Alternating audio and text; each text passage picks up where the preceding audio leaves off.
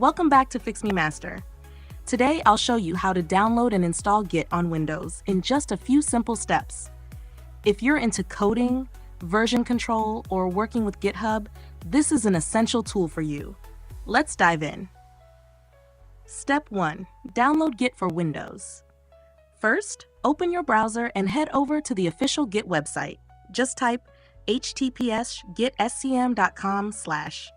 On the homepage, you'll see a big download button. Click on it, and Git will automatically detect your OS and download the latest version for Windows. Step 2. Run the Git installer.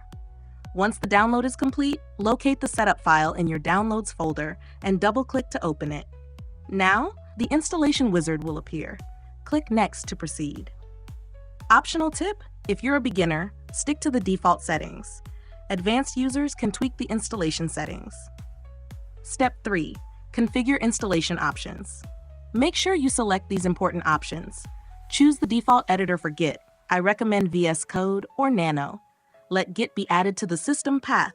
Use OpenSSH for authentication. For beginners, just leave everything as default and click Next until you reach Install. Step 4. Complete the installation.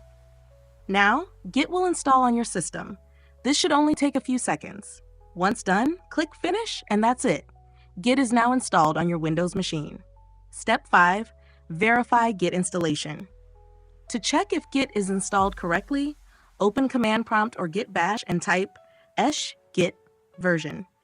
If you see a version number, congrats! Git is successfully installed. Now that you have Git installed, you can start using it for version control, GitHub collaboration, and more. Got any questions? Drop them in the comments. Don't forget to like, subscribe, and hit the bell icon for more tech tutorials. See you in the next one. Peace.